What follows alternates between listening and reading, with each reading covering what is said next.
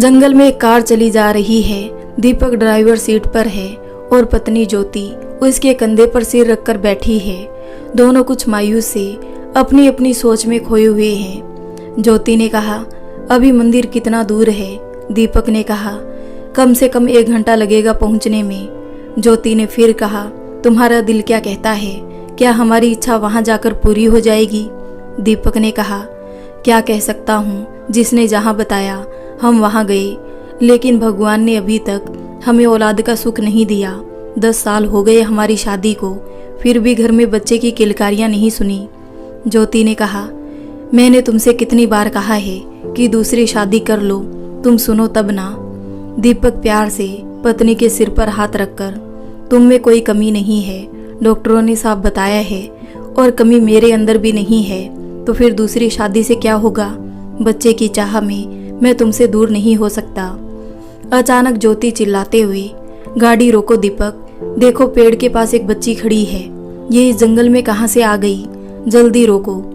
तेज break की आवाज के साथ कार रुक गई। कहाँ है वो बच्ची? मुझे तो कोई नहीं दिखाई दे रहा। ज्योति हैरानी से इधर उधर देखती है। वही उस बड़े से पेड़ के पास ही तो थी, कहाँ चली गई? तुम परेशान मत हो, तुम्हें कोई धोखा हुआ होगा। हर समय बच्चे का ही ख्याल रहता है, इसलिए ऐसा लगता है तुम्हें। अरे नहीं दीपक, मैं बिल्कुल सच कह रही हूँ। पिंक कलर की फ्रॉक में थी वो। मुझे पागल समझते हो क्या? नहीं ज्योति, ऐसा नहीं है। तुमको अब दिख रही है क्या? ज्योति ने दुख और हैरानी के भाव से नामे गर्दन हिला दी। दीपक ने प्यार से उसके गाल थपथपा दिए और कार स्टार्ट कर दी। ज्योति फिर उदास सी अपने ख्यालों में खो गई। दीपक बीच बीच में उसकी तरफ ध्यान से देखता है। उसकी हालत देखकर वो खुद भी परेशान हो जाता है, लेकिन कोई उपाय ही नहीं है उसके पास। कार रुक जाती है। ज्योति प्रश्नवाचक दृष्टि से दीपक की ओर देखती है। अरे मैडम, मंदिर आ गया, अब उतर कर चलोगी या यहीं बैठना है? ज्योति ने हड़बड़ी में इधर उधर देखा। सुनसान जंगल के बीच में एक पुराना सा मंदिर, 1-2 प्रसाद बेचने वाले बैठे थे। देखकर लग रहा था कि वहाँ ज़्यादा लोग नहीं आते जाते होंगे। तुम जाकर प्रसाद ले लो, मैं अभी कार साइड में लगा कर आता हूँ। ज्योति कार से उतरकर चल दी। अचानक उसका ध्यान सामने की ओर गया। वहीं तो खड़ी है वो, वही है, लेकिन ये इतनी जल्दी यहाँ तक पहुँच कैसे सकती है? हम तो कार से आए हैं। इस बार मैं खुद बात करती हूँ इस बच्ची से। कितनी दुखी दिखती है, साथ में कोई भी नहीं है। फूल सी बच्ची के किसी आकर्षण से खींची हुई ज्योति उसकी ओर बढ़ने लगी। यहाँ सुनो बेटी, कौन हो तुम? कहाँ से आई हो? तुम्हारे साथ कोई भी नहीं है क्या? क्या नाम है तुम्हारा? एक साथ कितने ही सवाल ज्योति ने उससे पूछ डाले। उसने सिर उठाकर ज्योति की ओर देखा। एक फीकी सी हंसी उसके गुलाबी से होठों पर फैल गई। इतनी देर में ज्योति बिल्कुल उसके पास पहुंच गई। उसके बाल सहलाते हुए पूछा, तुम यहाँ क्यों आई हो? उसकी चुप्पी ज्योति को बेचैन किए जा रही थी। अचानक उसके होठ हिले, लेकिन आवाज जैसे बहुत दूर से आई। जिस कारण से आप यहाँ आई हो? हैरानी से ज्योति ने कहा, बेटी, हम तो देवी माँ से अपने लिए औलाद मांगने आए हैं। तो मैं अपने लिए मम्मा पापा मांगने आई हूँ, अजीब सी आवाज में उसने कहा। तो बेटी, तुम हमारे साथ चलो, हमारे साथ रहना। क्या तुम्हारा कोई भी रिश्तेदार नहीं है? अचानक ही फूल सा चेहरा भयानक लगने लगा। होठों पर विकृत सी हंसी फैल गई। ज्योति को पता नहीं क्यों डर सा लगने लगा। ऐसा लगा जैसे अंधेरा सा छाने लगा हो। तभी आवाज सुनाई दी, ज्योति, ओ ज्योति, यहाँ क्यों खड़ी हो? पीछे मुड़कर देखा तो दीपक आवाज लगाते हुए उसकी ओर चला आ रहा है। जैसे ही दीपक पास आया, ज्योति ने कसकर उसका हाथ पकड़ लिया। वो लड़की? कौन सी लड़की ज्योति? वही जो जंगल में दिखाई दे रही थी। दीपक देखो, ये वही है। क्या बहकी बातें कर रही हो? अभी तुम्हारे दिमाग से बात नहीं निकली वो? नहीं दीपक, देखो तो। जैसे ही ज्योति ने दूसरी ओर देखा, वहाँ कोई भी नहीं था। ज्योति ने फिर दीपक की ओर देखा। वो यही थी, मेरे साथ। मैंने उससे बात की थी। दीपक की आंखों में अविश्वास देखकर ज्योति रो दी। मैंने सच में उससे बात की थी। तुम मेरा यकीन क्यों नहीं करते? ज्योति ने दीपक का हाथ पकड़ लिया। चलो, उस प्रसाद वाले से पूछ लो, उसने जरूर मुझे उससे बात करते हुए देखा होगा। लगभग खींचते हुए दीपक को प्रसाद वाले के पास ले गई। भैया, अभी जो लड़की वहाँ खड़ी थी, तुम जानते हो उसे? कौन सी लड़की बहन जी? वही गुलाबी फ्रॉक वाली जिससे मैं बातें कर रही थी। नहीं तो बहन जी, मैंने तो किसी लड़की को नहीं देखा आपके पास। ज्योति ने दीपक की ओर देखा और फिर प्रसाद वाले की ओर, मानो वे दोनों जानबूझकर उसे झूठा साबित करने के लिए मिले हुए हैं। दीपक ने गहरी सांस लेकर कहा, भैया तुम प्रसाद दो। कौन सा वाला दूं, सादा या मन्नत वाला? मन्नत वाला दो भैया। इसलिए तो यहाँ आए हैं इतनी दूर से। प्रसाद लेकर दोनों मंदिर की ओर चल पड़े। ज्योति की नज़रों में साफ पता चल रहा है कि वो किसी न किसी तरह दीपक को अपनी बात का विश्वास दिलाना चाहती है। दीपक चुपचाप उसका हाथ पकड़कर मंदिर में प्रवेश करता है। दोनों आंखें बंद करके माता का ध्यान करते हैं। दोनों की आंखों में आंसू झलक आए और सिर जमीन पर टिका दिया, मन्नत का धागा बांधा और उठकर चल दिए। बाहर आकर देखा कि एक साधु धुनी रमाकर बैठे हैं। दोनों ने सिर झुकाकर उन्हें प्रणाम किया। दोनों ही उदास और दुखी है। तभी साधु बाबा बोल पड़े, माता के दरबार से कोई खाली हाथ नहीं जाता बच्चा। जल्दी ही तुम्हारी मनोकामना पूर्ण होगी। माँ पर विश्वास रखो। दोनों चुपचाप सिर झुकाकर कार की ओर चल दिए। पूरे रास्ते ज्योति दीपक के कंधे पर सिर रखकर आंखें बंद करके बैठी रही। बीच बीच में उसकी आंखों में आंसू आ जाते हैं, लेकिन आंख नहीं खोलती। शायद उसे लगता है कि वो लड़की फिर ना दिखाई दे जाए और दीपक फिर उसकी बात पर यकीन ना करे। उधर दीपक ज्योति की हालत देखकर मन ही मन बहुत परेशान है, लेकिन वो भी ज्योति से बात करने की हिम्मत नहीं जुटा पा रहा है। उसका दुख कैसे दूर हो, बस यही सोच रहा है। दिन ब दिन बच्चे की चाहत बढ़ती जा रही है ज्योति के मन में। मन ही मन दीपक ने कुछ सोचा और वो मुस्कुरा उठा। प्यार से एक नज़र ज्योति की ओर डाली और फिर कुछ गुनगुना उठा। घर पहुंचकर भी ज्योति सामान्य नहीं हो पा रही है। उसे रह रहकर सारी बातें याद आ रही है, लेकिन वो ये मानने को तैयार नहीं कि वो सब उसका वहम था। दीपक ने खाना ऑर्डर कर दिया। बढ़िया सी कॉफ़ी बनाकर ज्योति के पास लेकर पहुंचा। दोनों ने चुपचाप कॉफ़ी पी, खाना खाया और सो गए। दीपक ने जानबूझकर कोई बात नहीं छेड़ी, क्योंकि वो जानता था कि अभी ज्योति परेशान है। वो उसे और परेशान नहीं कर सकता है। सुबह की धूप खिली हुई है। दीपक ने करवट बदली। ज्योति बिस्तर पर दिखाई नहीं दे रही है। रसोई घर में कुछ खटर पटर की आवाज़ सुनाई दे रही है।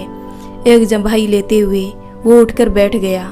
तभी ज्योति ट्रे में चाय लेकर आ गई, अखबार के साथ। दोनों ने चाय पीना शुरू कर दिया। आखिरकार चुप्पी को दीपक ने दूर किया। बड़ी जल्दी उठ गई ज्योति। नींद नहीं आई क्या? ज्योति मुस्कुराकर, आज ऑफिस नहीं जाना क्या? अरे हाँ, क्यों नहीं जाना? दीपक के दिमाग में अभी भी कल की बात घूम रही है, इसलिए समय का ध्यान ही नहीं रहा। वो सोच विचार कर रहा था कि क्या ज्योति को किसी मनोवैज्ञानिक को दिखाना चाहिए, लेकिन ज्योति कहीं नाराज ना हो जाए कि मैं उसे पागल समझता हूँ। प्रकट में उसने कुछ नहीं कहा। चाय पीकर वो वॉशरूम चला गया और ज्योति रसोई में उसके ब्रेकफास्ट की तैयारी करने लगी। वो भी कल की बात सोच रही है। पहले कभी तो नहीं हुआ उसके साथ ये सब कुछ। दीपक से वो इस बारे में बात नहीं करना चाहती है। उसे लगता है कि दीपक उसकी बात पर यकीन नहीं कर सकता है। तो फिर क्या फ़ायदा? अचानक ड्राइंग रूम में चलने फिरने की आवाज़ सुनाई दी। दीपक तैयार होकर आ गया है शायद। आज बड़ी जल्दी तैयार हो गया। ज्योति ब्रेकफास्ट लेकर रूम में पहुंच गई। वहाँ तो दीपक नहीं है। दीपक, दीपक कहाँ हो तुम? अरे भाई, तुम्हारे सामने ही तो वॉशरूम गया था। दीपक ने दरवाज़ा खोला। ज्योति उसे हैरत से देख रही है। नहीं, ये धोखा नहीं था। कोई तो था ड्राइंग रूम में। साफ साफ आवाज़ सुनी थी मैंने। लेकिन दीपक तो अभी मेरे सामने बाथरूम से निकला है, तो फिर क्यों मुझे लगा कि कोई है वहाँ? क्या बात है, आज तो बहुत जल्दी है मुझे ऑफिस भगाने की। नाश्ता लेकर पहले से खड़ी हो। दीपक के मजाक का कोई जवाब दिए बिना वो इधर उधर देखने लगी। कुछ हमसे भी बात कर लो, हम भी सामने हैं तुम्हारे। दीपक ने मजाक जारी रखते हुए कहा। ज्योति ने हैरान परेशान होते हुए नाश्ता टेबल पर रख दिया। क्या हुआ ज्योति, तुम कुछ बोलती क्यों नहीं? परेशान लग रही हो। कोई था ड्राइंग रूम में, मैंने आवाज़ सुनी थी। दीपक अचानक गंभीर हो गया। उसे तो लगा कि ज्योति अब ठीक ठाक है, लेकिन उसकी हालत बता रही है कि उसे फिर से कोई भ्रम हो गया है। उसे परेशानी से निजात दिलाने के लिए दीपक हंस पड़ा। ओह वो तो मैं टॉवल भूल गया था। उसे लेने के लिए रूम में आ गया था। तुम भी? दीपक ने नाश्ता किया और ऑफिस के लिए निकल गया, लेकिन उसे महसूस हो रहा था कि ज्योति ने उसकी बात पर यकीन नहीं किया है। वो अभी भी परेशान ही है। उसे इस हालत में देखकर दीपक बहुत बेचैन है, लेकिन क्या करूं, कुछ समझ नहीं आ रहा है। पता नहीं दिन भर वो अकेले घर में कैसे रहेगी। दीपक को ऑफिस में दिन काटना मुश्किल हो गया। वो ज्योति से दिलो जान से प्यार करता है। उसकी ये हालत देखकर वो खुद भी बहुत परेशान है। आखिरकार वो बॉस के ऑफिस में गया और 1 महीने की छुट्टी देने की प्रार्थना की। क्या बात है दीपक, आज से पहले तुम इतना अपसेट कभी नहीं हुए। वो सर, ज्योति को मेरी ज़रूरत है, उसकी हालत ठीक नहीं है। मैं कुछ दिनों के लिए उसे लेकर बाहर जाना चाहता हूँ। तब तो ज़रूर जाओ दीपक, यहाँ की चिंता मत करो। मुझे पता है कि तुम ज्योति को कितना प्यार करते हो। उसका ध्यान रखना। थैंक्स सर, कहते हुए दीपक ऑफिस से निकल गया और जल्दी से घर की ओर चल पड़ा। दीपक को इतनी जल्दी घर में देखकर ज्योति खुश हो गई। वो अकेला महसूस कर रही थी। दीपक ने प्यार से उसे अपनी बाहों में ले लिया और कान में कहा, जल्दी सामान पैक कर लो, हम सुबह ही निकल जाएंगे। लेकिन कहाँ? अचंभित होकर ज्योति ने पूछा। कहीं भी, जहाँ तुम चाहो। लेकिन क्यों? अब ज़्यादा सवाल मत करो। कुछ खाने को लेकर आ जाओ, फिर मिलकर पैकिंग करते हैं। जल्दी सो जाएंगे, जिससे सुबह जल्दी निकल सकेंगे। ज्योति के चेहरे पर कोई खुशी, कोई उत्साह नहीं दिखाई दे रहा है, लेकिन दीपक का मन रखने के लिए वो धीमे से मुस्कुरा दी। सुबह सुबह ही दीपक और ज्योति घर से निकल गए। कार धीरे धीरे शहर से बाहर आ गई। अब हरा भरा रास्ता दिखने लगा। हम जा कहाँ रहे हैं, कुछ तो बताओ दीपक। अब ज्योति के मन में भी कुछ उमंगें उठ रही है। शायद दीपक के जोशीले स्वभाव और उसकी संगत का असर है। देखती रहो, अभी तुम भी खुश हो जाओगी। दोनों एक दूसरे से बातें करते हुए चले जा रहे थे, बिल्कुल मगन। ज्योति ने देखा अब पहाड़ी रास्ता साफ दिखाई दे रहा है। अचानक वो खुशी से झूम उठी। अरे, नैनीताल जा रहे हैं हम। जी हुजूर, दीपक ने बड़ी अदा के साथ सिर झुकाकर जवाब दिया। ज्योति ने खुशी से उसका मुख चूम लिया। दीपक भी उसकी खुशी देखकर खुश हो उठा। आखिर उसका आइडिया काम कर रहा है। और ज्योति फिर से चहक रही है। उसने प्यार से पूछा, कुछ याद आ रहा है तुम्हें? ये जगह, ये रास्ता, ये खूबसूरती मैं कभी भूली ही नहीं हूँ। शादी के बाद हम यहाँ हनीमून मनाने आए थे और कब एक दूसरे के हो गए, पता ही नहीं चला। ज्योति की आंखों में वे सपने तैरने लगे जो उन्होंने साथ ही साथ देखे थे। कार उसी कॉटेज के सामने रुक गई जहाँ 10 साल पहले उन्होंने अपनी जिंदगी की सुहानी शुरुआत की थी। इस खूबसूरत जगह के आकर्षण में बंधे वो दोनों एक दूसरे के लिए समर्पित हो गए। ना दिन का पता, ना रातों का, बस सारी दुनिया से दूर वो दोनों एक दूसरे में खो गए। दीपक तो यही चाहता है। वो अपनी पहले वाली ज्योति को पाकर बहुत खुश था और भगवान से प्रार्थना करता है कि वो सदा खुश रहे। उधर ज्योति भी बहुत खुश है। बहुत दिनों बाद दीपक के साथ समय बिताने को मिला था, वरना तो घर के काम काज में व्यस्त थी और दीपक अपने ऑफिस में। रोज की उसी दिनचर्या में जिंदगी मानो नीरस हो गई थी। इतनी खुशी में भी ज्योति को कभी कभी कुछ अजीब सा महसूस होता है। लगता है कि उन दोनों के अलावा भी कोई है आसपास। कभी कुछ सरसराती सी ठंडी हवा के झोंके, मानो कोई कान में कुछ कह गया है। कभी कभार कोई परछाई सी घूमती हुई लगती। ज्योति अब दीपक को इस बारे में कोई बात नहीं बताती। उसे लगता है कि वो मेरी बात को झूठा समझेगा और बेकार ही परेशान होगा। इसी तरह से 1 महीना बीत गया। दोनों बहुत खुश है और आज वापस घर जा रहे हैं। ज्योति कॉटेज के बाहर खड़ी है सामान के साथ और दीपक कार को पार्किंग से निकाल रहा है। अचानक ही ज्योति की नज़र कॉटेज के दूसरे गेट की ओर जाती है।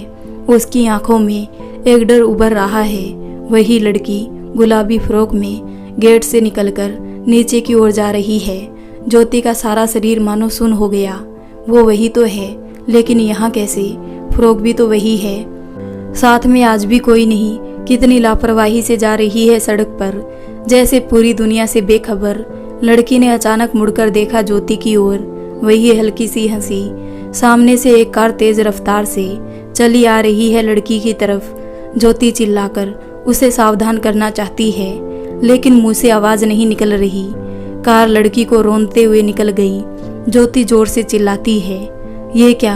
लड़की तो अब भी चली जा रही है। ज्योति की आंखें फटी की फटी रह गई। इतने में दीपक गाड़ी लेकर ज्योति के पास आ गया। उसने ज्योति की हालत देखी, जल्दी से गाड़ी से उतरकर ज्योति के पास आ गया। क्या हुआ ज्योति, क्यों चीख रही हो? ज्योति ने उंगली सामने की ओर उठा दी। क्या है वहाँ ज्योति, कुछ तो बोलो। वो लड़की, बाकी बात उसके मुंह में रह गई। कौन, कहाँ?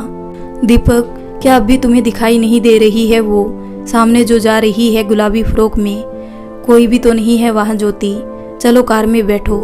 ज्योति अब भी आंख फाड़ फाड़ कर उसे जाते हुए देख रही है। वो लड़की भी मुड़कर ज्योति को देख रही है, मुस्कुरा रही है। दीपक ने ज्योति का हाथ पकड़कर लगभग खींचते हुए उसे कार में बिठा दिया। दीपक ऑफिस में सिर पर हाथ रखकर बैठा है। उसका ध्यान कल की नैनीताल वाली घटना पर ही अटका हुआ है। 1 महीना कैसे हंसी खुशी में बीता था, बिल्कुल पता नहीं चला। उसे तो पूरा यकीन हो गया था कि अब ज्योति बिल्कुल ठीक है। अचानक ही उसे फिर से क्या हो गया? उसने ऐसा क्या देखा? मुझे कुछ क्यों नहीं दिखाई देता जो उसे दिखाई देता है? कहाँ खोए हो यार, अभी खुमार नहीं उतरा सेकंड हनीमून का? आवाज़ सुनकर दीपक चौंक गया और संभल कर बैठ गया। उसका खास दोस्त आकाश सामने खड़ा हुआ शरारती लहजे में उसे देख रहा था। दीपक एक गहरी सांस लेकर रह गया। आकाश उसी के ऑफिस में काम करता है, स्वभाव से ही चुलबुला लेकिन बेहद समझदार। आकाश कुर्सी लेकर वहां बैठ गया। यार, बॉस ने तुम्हें तो लीव दे दी, लेकिन तुम्हारे काम को हम सबके जिम्मे डाल दिया। एक तुम हो कि मुंह लटका कर बैठे हो कि हम सब तुमसे पार्टी ना मांग ले। दीपक हल्की सी मुस्कुराहट के साथ बोला, यार ले लो पार्टी, मैंने कब मना किया? आकाश गंभीर होकर बोला, तेरी कंडीशन तो पार्टी देने वाली नहीं लगती। कुछ तो बात हुई है, बता दे यार, और किसे बताएगा? दीपक ने गहरी सांस लेकर कहा, हाँ यार, तेरे बिना और कौन है जो मेरा दुख समझ सके? समझ नहीं आ रहा है कि क्या बताऊं और कैसे बताऊं। दीपक ने उसे सारी बात बताई जो जंगल में, मंदिर में और नैनीताल में ज्योति को महसूस हुई थी। आकाश सोच में पड़ गया। यार, समस्या तो वाकई बहुत अजीब है। ज्योति मेरी भी क्लासमेट रही है। वो इस तरह की लड़की तो नहीं है। तू उसको किसी अच्छे डॉक्टर को दिखा, वो सेंसिटिव लड़की है। तेरी माँ और दूसरे लोगों के ताने सुनकर शायद कोई डिप्रेशन में आ गई है। लेकिन आकाश, वो बिल्कुल भी तैयार नहीं होगी ऐसे किसी डॉक्टर के पास जाने के लिए। वो कहती है कि मैं उसे पागल समझता हूँ। दीपक, एक आइडिया है यार। क्या? दीपक ने बड़ी उम्मीद से पूछ लिया। आकाश ने कहा, एक डॉक्टर मेहता है गांधीनगर में, बहुत ही अच्छे हैं और समझदार डॉक्टर है। सबसे बड़ी बात यह है कि वो पहले तुमसे ही बात कर लेंगे, बाद में ज़रूरत पड़ने पर ज्योति को किसी बहाने से ले जाना। दीपक की आंखें खुशी से चमक उठी। वो आकाश से लिपट गया। यार, तू ही मेरा सच्चा दोस्त है। अब जल्दी डॉक्टर साहब का अपॉइंटमेंट ले लेते हैं। आज ही मैं उनसे ज्योति के बारे में बात करना चाहता हूँ। जो हुक्म मेरे आका, आकाश ने कहा। दीपक इस बात पर हंस पड़ा। अगले दिन आकाश फिर दीपक के कैबिन में गया। दीपक का हाल लगभग कल जैसा ही था, उदास सोच में गुम। अब क्या हुआ यार दीपक, डॉक्टर साहब नहीं मिले क्या कल? मिल तो गए यार, मैंने सारी बात भी उन्हें बता दी थी। वैसे तो चिंता की कोई बात नहीं है, लेकिन उन्होंने कहा है कि ज्योति का अकेला रहना ठीक नहीं है, उसे किसी के साथ की ज़रूरत है। तुझे तो पता है कि मैं माँ को यहाँ नहीं ला सकता। वो तो वैसे ही ज्योति को कुछ ना कुछ सुनाती रहेगी। ज्योति की तो माँ है नहीं। अब ये नहीं समझ आ रहा है कि क्या किया जाए। मैं तो नौकरी छोड़कर घर पर नहीं बैठ सकता उसके पास। बात तो सही है दीपक। अच्छा ये बता कि अगर कोई बाई मिल जाए तो सुबह तेरे घर पहुंच जाए, और जब तू ऑफिस से घर पहुंचे तो वो अपने घर चली जाए। यार, आजकल बाई के क्या कम नखरे हैं, पता नहीं कौन कैसी है, कहीं कोई और मुसीबत ना खड़ी हो जाए। और ज्योति भी तो आसानी से तैयार नहीं होगी बाई के लिए। बात तो तेरी ठीक है दीपक, लेकिन कुछ तो करना पड़ेगा। चल तू अपने यार पर छोड़ दे, बेफिक्र हो जा। मैं कल बताऊंगा तुझे, और हाँ, कल सुबह मैं तेरे घर आ जाऊंगा। तू ज्योति से कुछ मत बताना, भगवान ने चाहा तो तेरा काम बन जाएगा। सुबह दीपक के फ्लैट की डोर बेल बजी। ज्योति ने गेट खोला। अरे आकाश, सुबह सुबह क्यों नहीं आ सकता? वापस लौट जाऊं क्या? आकाश ने नाराज सा होकर कहा। ज्योति ने हंसते हुए कहा, ज़्यादा भाव मत खाओ, अगर वापस ही जाना होता तो तुम आते ही क्यों। बैठो, अभी दीपक को जगाती हूँ। आकाश गहरी सांस लेते हुए, हाँ भाई, हम दीपक जैसे खुशकिस्मत कहाँ। मेरी बीबी ने मुझे धक्के मारकर निकाल दिया सुबह सुबह ही। गीता इतनी भी बुरी नहीं, बात मत बनाओ आकाश। तभी दीपक रूम से बाहर निकला। ज्योति ने मुड़कर देखा और चीख पड़ी, दीपक वो। क्या बात है। दीपक और आकाश चौंक गए। ज्योति का चेहरा सफेद पड़ गया था, आंखें फटने को तैयार है उसकी। आकाश ने ज्योति को झकझोर दिया, क्या हुआ, बोलो तो। दीपक के पीछे ज्योति ने लड़खड़ाते शब्दों में कहा, क्या कुछ भी तो नहीं है वहाँ। आकाश ने कहा। दीपक ने भी चौंक कर अपने पीछे देखा।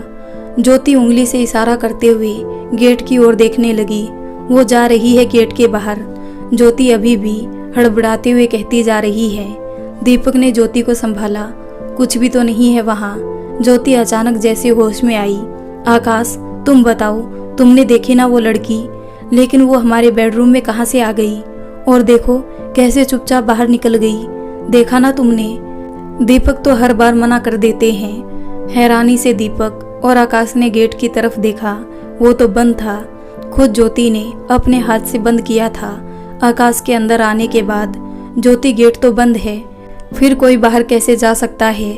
आकाश ने समझाने वाले लहजे में कहा, और दीपक के पीछे भी कोई नहीं था, सब तुम्हारा वहम है। ज्योति ने थोड़ा गुस्से से कहा, तुम दोनों मिलकर मुझे झूठा साबित करना चाहते हो ना, मुझे पागल समझ रहे हो ना।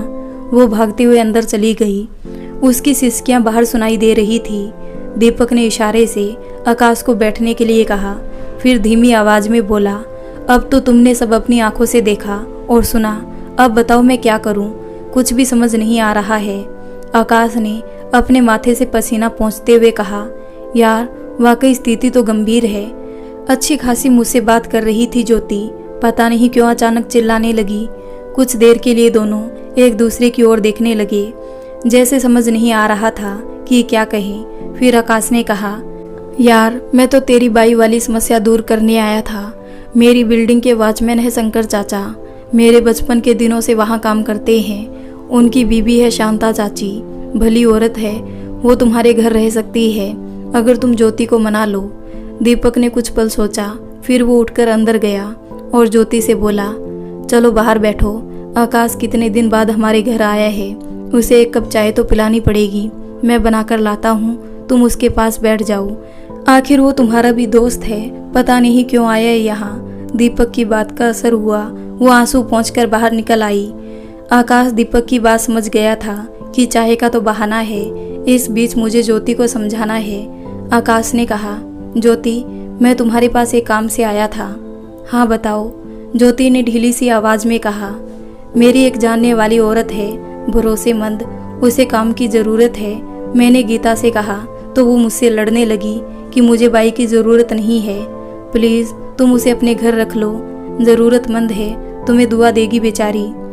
लेकिन आकाश मेरे यहाँ क्या काम है बाई का, हम दो प्राणी है घर में। दीपक के ऑफिस जाने के बाद मैं सब काम कर लेती हूँ। आकाश ने बिल्कुल लाचार स्वर में कहा, 1-2 महीने रख लो, इस बीच में उसके लिए कहीं और बंदोबस्त कर दूंगा, मैंने उससे वादा कर दिया है, प्लीज़। ज्योति ने जैसे हथियार डाल दिए, लेकिन तभी एक और सवाल कर दिया, दीपक क्या कहेंगे कि मैं कितनी कामचोर हूँ। आकाश मन ही मन खुश हो गया कि उसने ज्योति को लगभग मना ही लिया। एक आखिरी बार जो हर बीवी को खुश करने के लिए काफ़ी है। उसने तिरछी नज़र से दीपक को देखा जो चाय की ट्रे लेकर आ रहा है। तुम्हारी बात और दीपक टाल दे, ये तो पॉसिबल ही नहीं है। ज्योति अभी कुछ कह नहीं पा रही है, अभी तो वो थोड़ी देर पहले की स्थिति से भी बाहर नहीं आ सकी थी।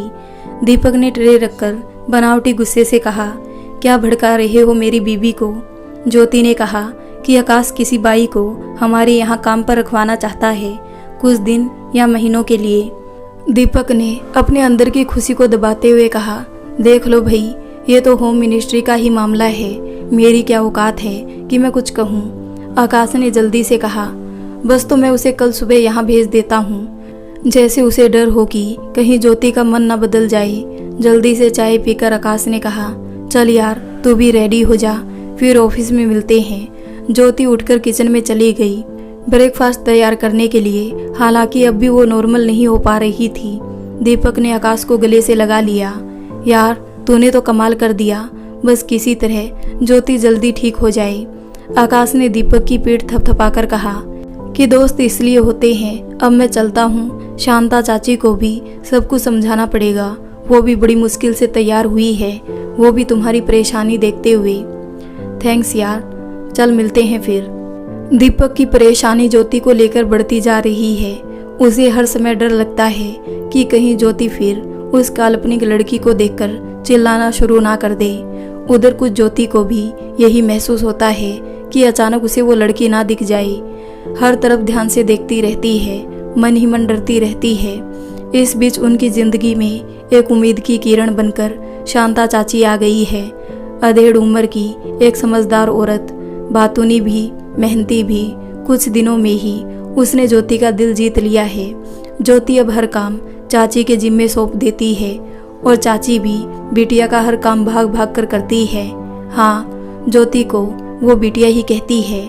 उनका आपसी संबंध मालिक नौकर का नहीं बल्कि परिवार जैसा बन गया था कुछ ही दिनों में। आज मौसम कुछ खूबसूरत है, शाम का समय है, घटाएं घिर आई है। चाची चलो कुछ देर के लिए नीचे पार्क में चलते हैं, कितना अच्छा मौसम हो रहा है। ज्योति ने कहा चलो बिटिया तुम, मैं अभी आती हूँ। किचन में से चाची की आवाज़ सुनाई दी। ठीक है जल्दी आना, ज्योति अपना दुपट्टा ठीक करते हुए बोली। पार्क में जगह जगह बच्चे खेल रहे हैं। उनके साथ आई हुई मम्मी भी आपस में गपशप कर रही है। ज्योति भी घूमती फिरती आसपास के फूलों को देख रही है। पता नहीं क्यों आज उसका मन बहुत खुश है। तभी उसका दुपट्टा किसी ने खींचा। पीछे मुड़कर देखा और फिर देखती रह गई, जैसे पत्थर बन गई हो। वही तो है, गुलाबी फ्रॉक पहने सुंदर सी लड़की, 9-10 साल की, हल्की सी मुस्कान के साथ। ज्योति ने जैसे तैसे अपनी हिम्मत बटोर कर कहा, शब्द जैसे गले में अटक रहे हैं। कौन हो तुम? क्यों मेरे पीछे पड़ गई हो? क्यों परेशान कर रही हो मुझे? तुम किसी और को क्यों नहीं दिखाई दे रही हो? लड़की के होठों की मुस्कुराहट कुछ फैल गई। मैंने तो तुम्हें कभी परेशान नहीं किया, तुम ही मुझे देखकर चिल्लाने लगती हो।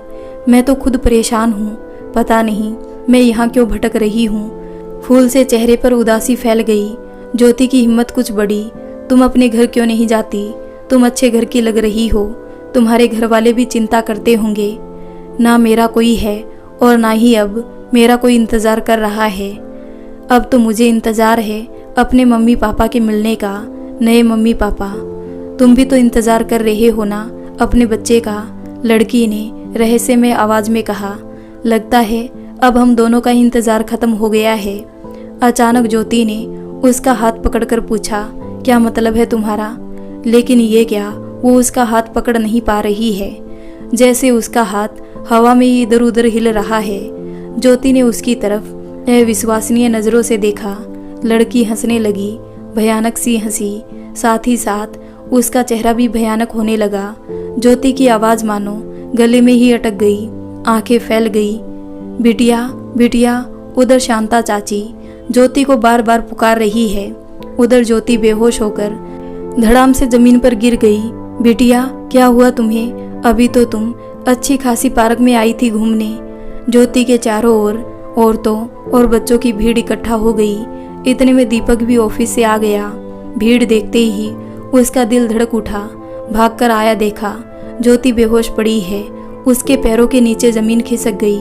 उसे उठाकर घर लाया और बिस्तर पर लिटा दिया। इसी बीच उसी बिल्डिंग में रहने वाली डॉक्टर रिया पीछे पीछे आ गई। एक्सक्यूज मी मिस्टर दीपक, क्या मैं ज्योति को चेक कर सकती हूँ? अगर आप ठीक समझे तो। दीपक तो जैसे रो पड़ा। प्लीज़ डॉक्टर जल्दी चेक कीजिए। तो आप बाहर आइए, मैं देखती हूँ कि क्या हुआ है ज्योति को। दीपक बेचैनी से कमरे में चक्कर लगा रहा है। एक एक मिनट का इंतजार उसे भारी लग रहा है। करीब 20 मिनट बाद डॉक्टर रिया कमरे से निकली। दीपक भागकर उसके पास गया। क्या हुआ ज्योति को? वो ठीक तो है ना? प्लीज़ डॉक्टर जल्दी बताइए। रिलैक्स मिस्टर दीपक, मुझे बोलने का मौका तो दो, मुस्कुराहट के साथ डॉक्टर ने कहा। ओह सॉरी मैडम, दीपक शर्मिंदा हो गया।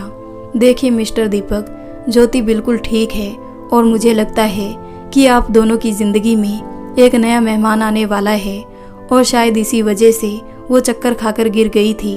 लेकिन हाँ, कल आप क्लिनिक आ जाइए, चेकअप के बाद ही मैं कुछ पक्का बता सकती हूँ। कुछ टेस्ट करने हैं, फिर सब पता चल जाएगा। दीपक तो जैसे बुत की तरह खड़ा रह गया। उसे अपने कानों पर विश्वास नहीं हो रहा है।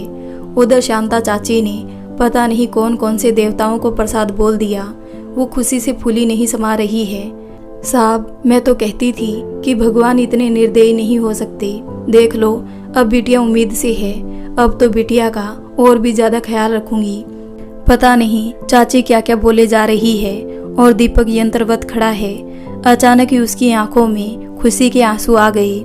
आसमान की तरफ देखते हुए हाथ जोड़े। लगता है कि पैर जमीन पर नहीं पड़ रहे हैं। क्या सच में भगवान ने हमारी सुन ली? उस जंगल वाले मंदिर के साधु बाबा जी की बात याद आ गई। हाँ, उन्होंने कहा था कि माता के दरबार से कोई खाली हाथ नहीं जा सकता है। तो क्या माता ने हमारी सुन ली? दीपक, दीपक। अचानक ज्योति की आवाज से दीपक की तंद्रा भंग हुई। वो भागकर ज्योति के पास पहुंचा। खुशी से पैर जमीन पर नहीं पड़ रहे हैं। बोलने के लिए होठ फड़क रहे हैं, लेकिन मुंह से बात नहीं निकल रही है। ज्योति, भगवान ने हमारी सुन ली। जल्दी हमारे घर में भी खुशियां आने वाली है। ज्योति हक्की बक्की से दीपक का मुंह देखने लगी। उसके गालों पर आंसुओं के निशान है। वो रो रही है। ज्योति, तुम रो क्यों रही हो? डॉक्टर ने तुमको कुछ नहीं बताया क्या? अब तुम्हें रोने धोने की जरूरत नहीं है। कल मैं तुम्हें लेकर क्लिनिक चलूंगा, सब ठीक हो जाएगा। दीपक अपनी ही तरंग में बोले जा रहा है और ज्योति दुखी मन से उसकी ओर देख रही है। होश में आओ दीपक, डॉक्टर को कुछ नहीं पता। कोई खुशी नहीं आ रही हमारे घर। दीपक को झकझोरते हुए ज्योति चिल्लाती है। हाँ, आज मुझे वो लड़की फिर मिली पार्क में। वो जिंदा नहीं है, कोई आत्मा है वो भटकती हुई। तभी वो हर जगह पहुंच जाती है। पता नहीं क्यों वो हमारे पीछे पीछे आती है। आज मैंने उससे बात की थी। पता नहीं वो क्या अजीब सी बातें कर रही थी। उससे डरकर मैं बेहोश हो गई थी। समझने की कोशिश करो दीपक, पता नहीं कि हम किस मुसीबत में फंसने वाले हैं। प्लीज मेरा यकीन करो दीपक, प्लीज। ज्योति रोए जा रही है और दीपक जैसे उसके तो अरमानों पर पानी फिर गया। तभी छनाक की आवाज हुई। शांता बाई जो ज्योति के लिए जूस लाई थी, उसके हाथ से गिलास छूट गया। सारे फर्श पर गिलास के टुकड़े और जूस फैल गया। उसने भी उनकी सारी बातें सुन ली। चेहरे पर फैली खुशी का स्थान डर और चिंता ने लिया। कमरे में सन्नाटा छा गया। पता नहीं ये कौन से तूफान से पहले का सन्नाटा है। दीपक ने जैसे तैसे अपने आप को संभाला, लेकिन उसने निश्चय कर लिया था कि वो सुबह ज्योति को डॉक्टर के पास जरूर लेकर जाएगा। दोनों की ही रात करवट बदल बदल कर बीती। दोनों एक दूसरे से बात नहीं कर पा रहे हैं। जैसे शब्द ही खत्म हो गए थे उनके पास। इसी तरह रात बीती। शांता भी उन दोनों की हालत देखकर रात को अपने घर नहीं गई थी। वो भी उनके लिए दुखी थी। सुबह दीपक उठा, अपने कमरे से बाहर निकला। देखा तो शांता साफ सफाई कर रही है। चाची, चाय बना दो और ब्रेकफास्ट की तैयारी कर लो। ज्योति अभी सो रही है, उसे मत डिस्टर्ब करना। रात को ठीक से सोई नहीं है। आज मैं ऑफिस नहीं जा रहा हूँ, ज्योति को डॉक्टर के पास लेकर जाना है। दीपक ने कहा। ठीक है साहब, शांता ने कहा, लेकिन उसके चेहरे से साफ पता चल रहा है कि वो मायूस है कि डॉक्टर के पास जाने का कोई फायदा नहीं है। दीपक ने ऑफिस में इन्फॉर्मेशन दी और न्यूज़पेपर पढ़ने लगा, लेकिन पढ़ने में मन नहीं लग रहा है। बालकनी में टहलने लगता है, लेकिन मन की उधेड़ बुन खत्म होने का नाम ही नहीं ले रही है। कुछ देर बाद ज्योति उठकर आती है। उसके चेहरे से साफ पता चलता है कि वो कितनी परेशानी में है। दीपक, तुमने मुझे क्यों नहीं उठाया? इतनी देर हो गई, ऑफिस के लिए लेट हो जाओगे। दीपक ने मुस्कुराकर असफल प्रयास किया। आज मैं तुम्हारे पास ही रहूंगा, ऑफिस जाने का मन नहीं कर रहा है। ज्योति ने गहरी नजर से उसकी ओर देखा। चाची है मेरे पास, तुम मेरी चिंता मत करो, ऑफिस चले जाओ। दीपक ने प्यार से कहा। मैं नहीं करूंगा तो कौन करेगा तुम्हारी चिंता? चलो फ्रेश हो जाओ। चाची ने ब्रेकफास्ट तैयार कर लिया होगा। ज्योति, अब तैयार हो जाओ, डॉक्टर रिया के क्लिनिक पर चलना है, दीपक ने ब्रेकफास्ट के बाद कहा। ज्योति ने कुछ नहीं कहा, चुपचाप कमरे के अंदर चली गई। थोड़ी देर दीपक ने इंतजार किया, लेकिन ज्योति तैयार होकर बाहर नहीं आई। दीपक कमरे में पहुंचा तो ज्योति बिस्तर पर लेटी हुई थी। तैयार नहीं हुई अभी तक तुम? क्या हुआ? ज्योति ने बड़ी बेबसी से उसकी ओर देखा। दीपक, तुम समझते क्यों नहीं हो? कुछ भी तो नहीं है वहां जाने लायक। मेरी बात पर तुम यकीन क्यों नहीं करते? रात मैंने तुम्हें सारी बात बताई तो थी। मुझे तुम पर पूरा यकीन है ज्योति, लेकिन डॉक्टर ने कहा है कि वो अच्छी तरह से चेकअप कर लेगी वहां पर, तो चलते हैं। कुछ नहीं होगा तो कोई बात नहीं। वैसे भी तुम कितने दिनों से मेरे साथ कहीं नहीं गई हो, थोड़ा घूमना भी हो जाएगा। दीपक ने बड़े खुशामद भरे स्वर में कहा। ज्योति दीपक की बात को और ना टाल सकी। गहरी सांस लेकर बोली, ठीक है, जैसी तुम्हारी इच्छा, तुम बाहर जाओ, मैं आती हूँ अभी तैयार होकर। ज्योति जानती है कि दीपक उसे पागल की तरह प्यार करता है और इसलिए वो उसकी बात टाल नहीं पाती है। रात दिन उसके आगे पीछे घूमता रहता है। पता नहीं भगवान कौन सा खेल खेल रहा है हमारे साथ। ज्योति और दीपक डॉक्टर रिया के क्लिनिक पहुंच गए। दीपक ने फ़ोन से पहली अपॉइंटमेंट ले लिया था। ज्योति को एक नर्स डॉक्टर के पास ले गई और दीपक बाहर ही चहलकदमी करने लगा। उसका दिमाग बिल्कुल शून्य हो गया है। वो कुछ भी सोच नहीं पा रहा है। ज्योति के सामने वो मजबूत बनकर रहता है, लेकिन भावनात्मक रूप से वो टूट सा गया है। लगभग आधा घंटा बाद नर्स रूम से बाहर निकलकर आ गई। मिस्टर दीपक, आपको अंदर बुलाया है डॉक्टर साहब ने, नर्स ने कहा। दीपक बड़े भारी मन के साथ रूम में पहुंचा। Have a seat mister Deepak, doctor ने कहा। थैंक्स डॉक्टर, दीपक ने कहा। बहुत बहुत बधाई हो आपको, मेरा अनुमान सही निकला। ज्योति माँ बनने वाली है। क्या? दीपक का मुंह खुला का खुला रह गया, जैसे उसे डॉक्टर की बात पर विश्वास नहीं हो रहा था। जी हाँ, सारे टेस्ट पॉजिटिव आए हैं और अब शक की कोई गुंजाइश नहीं है। बस अब आप इनका ध्यान रखना और कोशिश करना कि ये खुश रहे। दीपक ने ज्योति की ओर नजर डाली। वो भाव शून्य सी फर्श को देख रही है। इस बीच डॉक्टर की खिड़की से एक चेहरा झांक रहा है। वही चेहरा जिस पर एक रहस्यमय मुस्कान फैली हुई है और आंखों में चमक। बस आज गनीमत ये है कि ज्योति सिर झुकाई बैठी है और उसका ध्यान खिड़की की ओर नहीं गया था और दीपक उसको देख नहीं पाता है। मिस्टर दीपक, आप ये मेडिसिन ले लीजिए और 1 महीने बाद फिर से चेकअप कराना है। ओके डॉक्टर कहकर दीपक ज्योति का हाथ पकड़कर खड़ा हो गया और रूम से बाहर आ गया। अब दोनों घर की ओर चल पड़े। इस बीच में ज्योति ने दीपक से कोई बात नहीं की और दीपक भी अभी कोई बात नहीं करना चाहता है। वो ज्योति को कुछ समय देना चाहता है जिससे वो सारी स्थिति खुद ही समझ जाए। घर में घुसते ही ज्योति सीधे अपने कमरे में चली गई। दीपक ड्राइंग रूम में ही सोफे पर बैठ गया। शांता चाची पानी लेकर आ गई। दीपक ने पानी पी लिया, लेकिन चाची अभी खड़ी है। उसने चाची की ओर प्रश्नवाचक नजरों से देखा। साहब, क्या बताया डॉक्टर ने? बिटिया ठीक तो है ना?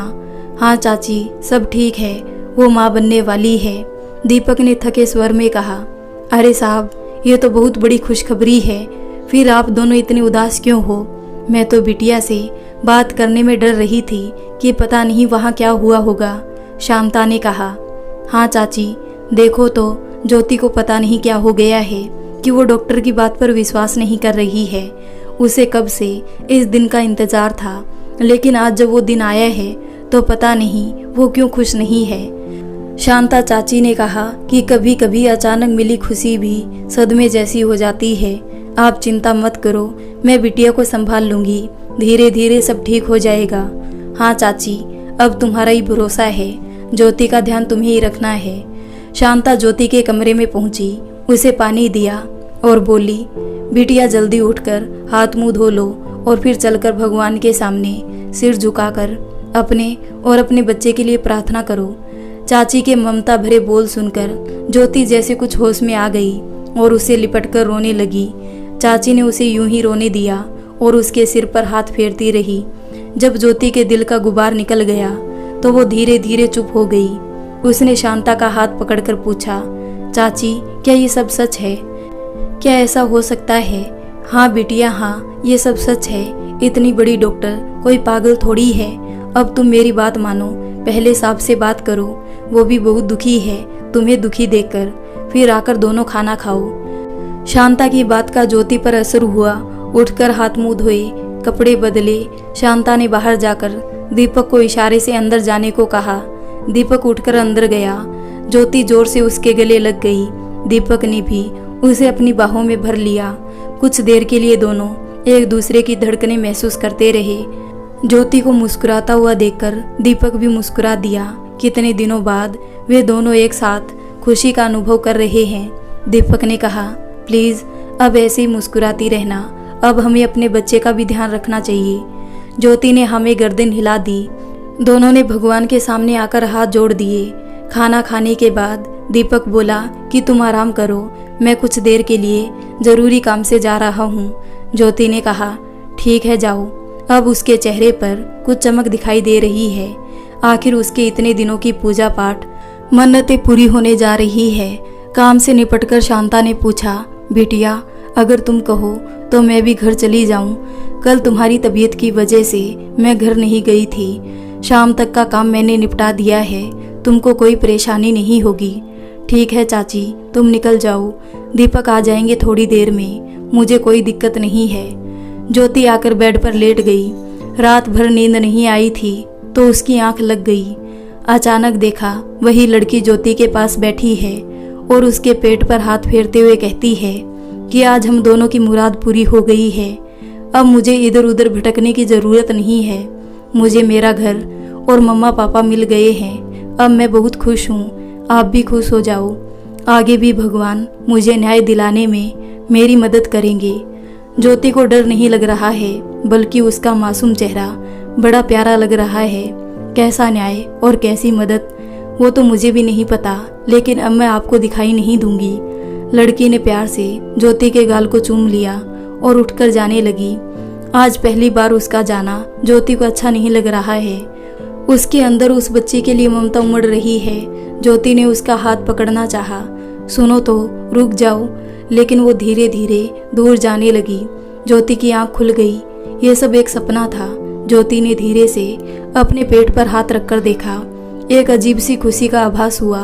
फिर उसने अपने गालों को छुआ। पता नहीं क्यों आज ना वो डरी ना ही परेशान हुई, बल्कि उसे लग रहा था कि कुछ और देर वो उससे बातें कर पाती। ये सब क्यों हो गया है वो ये भी नहीं सोच रही है। जैसे उसके पिछले दुख, दर्द, कष्ट सब दूर हो गए। धीरे धीरे दीपक और ज्योति की जिंदगी से खौफ का साया हटता जा रहा है। उनकी जिंदगी खुशगवार हो चली है। समय बीतने के साथ ज्योति ने एक फूल सी बच्ची को जन्म दिया। नाम रखा गया बुलबुल। अपने नाम के अनुरूप ही उसने दोनों के जीवन बगिया को चहका दिया। समय पंख लगाकर उड़ रहा है। बुलबुल लगभग 3 साल की हो गई है। पूरे घर में भागती फिरती है। अपनी शैतानी से सबको हैरान कर देती है। ज्योति उसे मारने भागती है तो शांता अपने पीछे छिपा लेती है। इस बीच शांता के पति का देहांत हो गया है और अब वो इन लोगों के साथ ही रहती है। बुलबुल की सारी जिम्मेदारी शांता ने ही संभाल रखी है। ज्योति शाम के समय बुलबुल को नीचे पार्क में भेजती है शांता के साथ। कभी कभी उन दोनों के साथ वो खुद भी चली जाती है। आज भी बुलबुल ज्योति से जिद कर रही है, मम्मा चलो ना पार्क में, जल्दी चलो। ज्योति ने उसे टालने की कोशिश करते हुए कहा, चाची जा तो रही है तेरे साथ बुलबुल, मेरी जान क्यों खा रही है। प्लीज बेबी, आज मेरा मन नहीं है, तुम दोनों जाओ। शांता ने बुलबुल का पक्ष लेते हुए कहा, चलो ना बिटिया, जब वो इतनी जिद कर रही है। हाँ, आपने ही तो इसे सिर पर चढ़ा रखा है, इसकी सारी जिद तुम पूरी करवा कर रहती हो।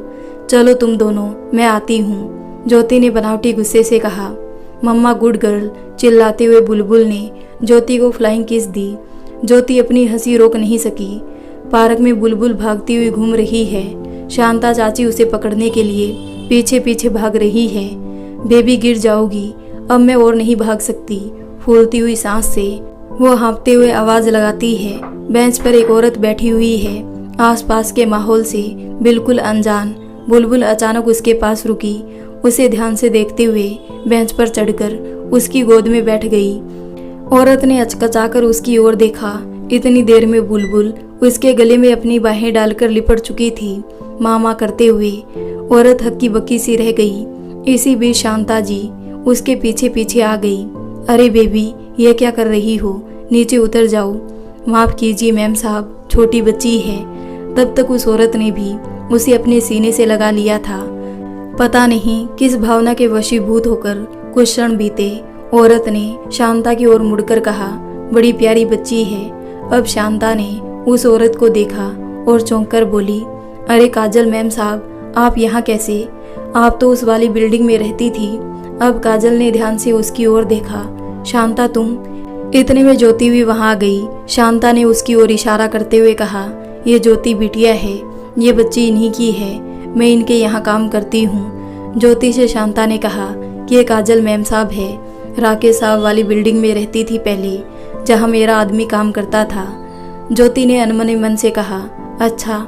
फिर बुलबुल को लगभग खींचते हुए काजल की गोद से उतार लिया। इस खींचातान में बुलबुल रोने लगी। ज्योति उसे लेकर चल दी। बुलबुल अब भी माँ की रट लगाई जा रही है।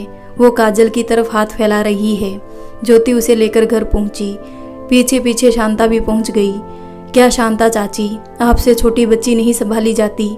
मत लेकर जाया करो फिर इसे। पता नहीं क्यों ज्योति इतनी झुंझला पड़ी शांता पर। ज्योति ने ऐसा व्यवहार कभी नहीं किया था। शांता ने धीरे से कहा, कोई बात नहीं बिटिया, वो बच्ची है, इतना नाराज मत हो। काजल मैम साहब भी बहुत अच्छी है, बड़ी अमीर है, लेकिन भगवान ने उनके साथ बड़ा अन्याय किया है। ज्योति जैसे काजल के बारे में कुछ नहीं सुनना चाहती है। ठीक है, अब जाकर अपना काम करो। शांता चुपचाप किचन की ओर चल दी। ज्योति का व्यवहार बड़ा अजीब सा लगा उसे। अगले दिन शाम को बुलबुल फिर पार्क में जाने की जिद करने लगी, लेकिन ज्योति ने उसे सख्ती से मना कर दिया। अगले दिन रविवार था। दीपक भी घर पर था। अचानक डोरबेल बजी। दीपक ने गेट खोला। दरवाजे पर काजल खड़ी हुई थी। दीपक ने नमस्ते करके अंदर बुलाया और ज्योति को आवाज लगा दी। इतनी देर में ज्योति वहां आ गई। उसने अनजान बनते हुए कहा, जी कहिए। वो मैं बुलबुल से मिल सकती हूँ? काजल ने हिचकिचाते हुए कहा, सॉरी, वो सो रही है। ज्योति ने रूखी सी आवाज में जवाब दिया और तुरंत नमस्ते के अंदाज में हाथ जोड़कर खड़ी हो गई। काजल जैसे उसका इशारा समझ गई। गहरी सांस लेकर वो वापस जाने के लिए मुड़ गई। ज्योति ने तुरंत धड़ाक से दरवाजा बंद कर दिया। तभी अंदर कमरे से बुलबुल अपने खिलौनों को लिए हुए आ गई। दीपक ने ज्योति से कहा, क्या बात है ज्योति, घर आई हुई इंसान से कोई ऐसे व्यवहार करता है क्या? और तुमने झूठ क्यों बोला कि बुलबुल सो रही है? ये कौन थी? पहले तो कभी नहीं देखा इनको। ज्योति ने कहा, इसी बिल्डिंग में रहती है, मैं ज्यादा कुछ नहीं जानती इनके बारे में। इतना कहकर वो कमरे में चली गई। शांता ने धीरे से कल पार्क में घटी घटना दीपक को बता दी और ये भी कि काजल पहले राकेश वाली बिल्डिंग में रहती थी। ऑफिस में दीपक ने राकेश से बात करके काजल के बारे में पूछा। राकेश ने बताया कि वे दोनों पति पत्नी बहुत ही अच्छी आदत के थे। काफी बड़ा बिजनेस था और काफी प्रॉपर्टी थी। एक कार हादसे में काजल के पति का देहांत हो गया। काजल का एक चचेरा भाई अपने बच्चे और बीबी के साथ इनके घर पर रहने लगा। धीरे धीरे उसने सब कुछ अपने हाथ में ले लिया और काजल भी अपने घर में अवांछित हो गई। इनकी एक बेटी भी थी, कोई 8-10 साल की। एक दिन अचानक ही उसकी छत से गिरकर मौत हो गई। तब से वो इतने सदमे में आ गई है कि सबसे मिलना जुलना बंद कर दिया है। कुछ साल पहले उन्होंने वहां से शिफ्ट कर दिया था। ओह, बड़ी दुख भरी कहानी है काजल जी की, दीपक ने गहरी सांस लेकर कहा। दीपक ऑफिस से घर लौटकर आया तो देखा कि बुलबुल रो रही है। क्या हुआ बेबी? दीपक ने प्यार से गोद में उठाते हुए कहा। मम्मा मुझे पार्क में खेलने नहीं जाने देती। पापा आप चलो ना मेरे साथ, बुलबुल ने मचलते हुए कहा। दीपक ने ज्योति की ओर देखा। क्या हुआ ज्योति, जाने दो ना बुलबुल को। ज्योति ने कुछ जवाब नहीं दिया। दीपक ने कहा, मुझे सब पता चल गया है कि बुलबुल काजल को माँ कह रही थी और तुम परेशान हो गई। बुलबुल हमारी बेटी है, इस तरह वो किसी और की नहीं हो जाएगी। ज्योति ने तमक्कर जवाब दिया, मैंने बड़ी मुसीबतों से एक बच्ची को पाया है और मैं ये सहन नहीं कर सकती कि कोई उस पर अपना हक जताए। ये क्या कह रही हो तुम? पागल तो नहीं हो गई हो? उन्होंने कौन सा हक जताया है? जब हमारा कोई बच्चा नहीं था हम कितना दुखी रहते थे, याद है ना तुम्हें? तो उस माँ के दिल पर क्या बीत रही होगी जिसने अपनी पली हुई बेटी को खो दी, जो उसके जीने का एकमात्र सहारा थी। अगर हमारी बच्ची को सीने से लगाकर एक माँ के दिल को सुकून मिलता है तो इसमें तुम्हारा क्या बिगड़ जाएगा? आज शायद दीपक ने पहली बार इतनी कठोरता के साथ ज्योति से बात की थी। ज्योति ने कहा, ये सब तुम क्या कह रहे हो? दीपक ने राकेश से हुई सारी बातें ज्योति को बताई। ज्योति की आंखों में आंसू झलक आए। दीपक ने कुछ नरम स्वर में कहा, हाँ ज्योति, वो अभी भी पार्क में बैठकर बुलबुल का इंतजार कर रही है। मैं अभी देखकर आ रहा हूँ। जाओ, कुछ देर बुलबुल को उनके पास खेलने दो। ज्योति बुलबुल का हाथ पकड़कर पार्क में ले गई। काजल उसी बेंच पर गुमसुम सी बैठी हुई है। उसकी आंखों में आंसू साफ दिखाई दे रहे हैं। आज ज्योति ने उसे ध्यान से देखा है। कितना दुख और निराशा है उसके चेहरे पर। तभी बुलबुल उसे देखकर चहक उठी। माँ, माँ। काजल जैसे चौंक गई। तुरंत उठकर बुलबुल को गोद में उठा लिया, अपने सीने से लगा लिया। आंखों से आंसू बहने लगे। बुलबुल भी ऐसे लिपट गई जैसे कब से उनसे बिछड़ी हुई है। अब वो दोनों बेंच पर बैठ गई और बातें करने लगी। ज्योति ने कहा, मुझे नहीं पता था कि आपके मन में बुलबुल के लिए कितना प्यार है। अब से ये आपकी भी बेटी है और रोज आपसे मिलने आएगी। जब आपका मन हो तो आप घर पर भी बुलबुल से मिलने आ सकती है। काजल ने ज्योति का हाथ पकड़कर चूम लिया। तुम नहीं जानती, तुमने मुझ पर कितना बड़ा एहसान किया है। जैसे मुझे जीने की वजह मिल गई है। मैं तुम्हारा कैसे शुक्रिया अदा करूं? ज्योति ने मुस्कुराकर कहा, एक तरीका है, मुझे अपनी छोटी बहन मानकर। अब काजल भी हंस पड़ी। उसने ज्योति को गले से लगा लिया। इतने में बुलबुल ने काजल की साड़ी का पल्लू खींचकर कहा, माँ, सुमित भैया। ज्योति ने उस ओर देखा जिधर बुलबुल ने इशारा किया था। एक 16-17 साल का खूबसूरत लड़का इसी ओर आ रहा है। ज्योति ने आश्चर्य से बुलबुल से पूछ लिया, ये कौन है? जवाब काजल ने दिया, ये मेरा भतीजा है। मुझे काफ़ी देर हो गई है आज, इसलिए देखने चला आया है। बुलबुल के चेहरे पर एक अजीब सी मुस्कान फैल गई। अचानक वो लड़का लड़खड़ाकर धड़ाक से मुंह के बल जमीन पर गिर गया। उसके माथे में शायद कोई नुकीला पत्थर लगा होगा जिससे खून बहने लगा। होठ से भी खून निकल रहा है। काजल भागकर उसके पास पहुंची, उसे सहारा देकर उठा लिया। क्या हुआ सुमित, तू अचानक कैसे गिर गया? पता नहीं बुआ, मुझे तो खुद पता नहीं चला, सुमित ने कहराते हुए कहा। चल अब घर चल जल्दी। अपने पल्लू से उसका खून पोंछते हुए काजल बोली। ज्योति ने कहा, दीदी मैं भी आपके साथ चलती हूँ। नहीं नहीं, तुम अपने घर जाओ बुलबुल के साथ, काजल ने जल्दी से कहा, जैसे वो उसे अपने घर ले जाना नहीं चाहती। ज्योति ने बुलबुल की ओर देखा। वो ताली बजाकर हंस रही है, पता नहीं क्यों। ज्योति ने कहा, क्या हुआ बुलबुल, क्यों हंसी आ रही है? बुलबुल ने उसकी बात का कोई जवाब नहीं दिया, बल्कि काजल को हाथ हिलाकर बाय करने लगी। फिर धीरे से रहस्यमय आवाज में बोली, कितना मजा आया। सुमित भैया को चोट लग गई, खून निकल आया। ज्योति ने कहा, किसी को चोट लग गई और तुम खुश हो रही हो, ये बुरी बात है बुलबुल बेटा। बुलबुल के चेहरे पर अचानक कुछ कठोरता के भाव आ गए। आंखों में जैसे खून सा उतर आया। इन सब बातों से बेखबर ज्योति उसे लेकर घर आ पहुंची। अचानक ज्योति ने शांता से कहा, तुम सुमित को जानती हो? कौन बिटिया? शांता ने पूछा। अरे वही काजल दीदी का भतीजा। नहीं बिटिया, मैंने तो उसे कभी नहीं देखा और नाम भी अभी तुम्हारे मुंह से ही सुना है। क्या हुआ उसे? अरे वो पार्क में गिर गया था, चोट लगी है काफी, ज्योति ने कहा। फिर तो काजल मैम साहब पर निकलेगा उनकी भाभी का गुस्सा, बहुत ही झगड़ालू औरत है, शांता ने ठंडी सांस भरकर कहा। ओह, इसलिए ही वो मुझे अपने घर नहीं ले जाना चाहती थी, ज्योति ने कहा।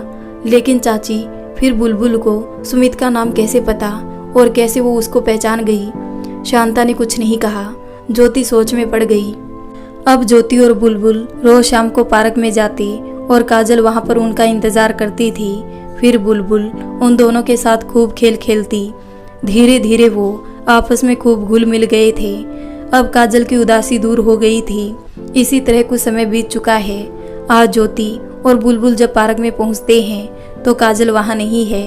वो दोनों कुछ देर उसका इंतजार करके घूम फिर कर वापस आ जाते हैं। अगले 2 दिन भी कुछ इसी तरह बीत गए। आज 4 दिन हो गए काजल को पार्क में आए हुए। ज्योति बेचैन हो उठी। काजल और बुलबुल का लगाव बहुत बढ़ चुका था। वो इतने दिन उससे मिले बिना कैसे रह सकती है? जरूर कोई बात हुई होगी। ज्योति उसके घर जाकर देखना चाहती है, लेकिन एक संकोच है जो उसके कदम रोक रहा है। पता नहीं वहाँ का क्या माहौल है। फिर उसे शांता की बात भी याद आ रही है कि काजल के भाई भाभी भी कुछ अच्छे नहीं है। इसी बीच बुलबुल बार बार काजल के बारे में पूछने लगती है और उससे मिलने की जिद करने लगती है। आखिरकार ज्योति के कदम काजल के घर की ओर बढ़ने लगते हैं, जैसे वो किसी अज्ञात शक्ति के वशीभूत हो गई है। काजल के घर पहुंचकर ज्योति ने बेल बजाई। कुछ देर बाद एक नौकरानी सी दिखने वाली युवती ने दरवाजा खोला। जी, किससे मिलना है आपको? उसने पूछा। काजल दीदी घर पर है क्या? उसने हामी सिर हिलाया। तभी एक महिला की कड़क आवाज़ सुनाई दी। कौन है? रेखा। जी मैम साहब, कोई मालकिन से मिलने आए हैं। इतनी देर में उस महिला के दर्शन भी हो गई। लगभग काजल जैसी ही उम्र, बेडोल शरीर, भारी कपड़ों और गहनों में लदी महिला जो अमीर दिखने की होड़ में फूडपन की हद पार कर रही थी। उसने ज्योति को बिल्कुल नज़रअंदाज करते हुए रेखा की बात दोहराई। मालकिन से मिलने आई है। सुन, उनके कमरे में ही ले जा। यहाँ मेरी सहेलियाँ आने वाली है। जाने कहाँ कहाँ से आ जाते हैं। ये बात उसने कही तो बड़बड़ाते हुए थी, लेकिन आवाज़ इतनी तेज थी कि वो ज्योति के कानों तक पहुँच गई। ज्योति जैसे ही जड़सी हो गई, अपमानित सा महसूस करने लगी। वो समझ गई थी कि यही सरिता है, काजल की भाभी। जैसा उसके बारे में सुना था वो खुद देख भी लिया। रेखा तो जैसे रोज की आदी थी इस व्यवहार की। उसने ज्योति से कहा, चलिए मेरे साथ, मैं आपको उनके कमरे तक पहुंचा देती हूँ। इन सब के बीच नन्ही सी बुलबुल सरिता को बड़ी गहरी नज़रों से घूर रही है। अचानक ही फिर वही रहस्यमयी सी मुस्कुराहट उसके चेहरे पर फैल गई। जैसे ही सरिता दम करके जाने लगी, तभी वहाँ खड़े हुए एक स्टैचू में उसकी साड़ी का पल्लू अटक गया और चर की आवाज़ सुनाई दी। साड़ी फटती चली गई। सरिता गला फाड़कर चिल्ला पड़ी, हाय रे हाय, मेरी 15,000 की साड़ी, पता नहीं किसकी नज़र लग गई। अब मैं अपनी सहेलियों को क्या दिखाऊंगी?